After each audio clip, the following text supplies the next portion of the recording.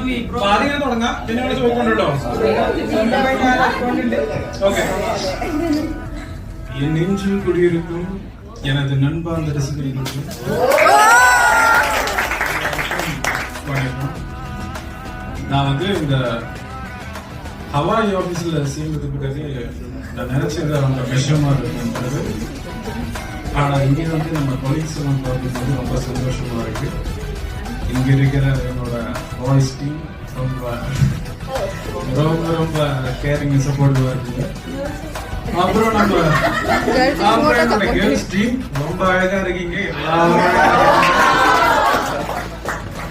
எல்லாத்துக்கும் மேல நம்ம சிஇஓ பாத்தீங்கன்னா நம்ம சிஇஓ மாதிரியே இருக்க மாட்டாங்க.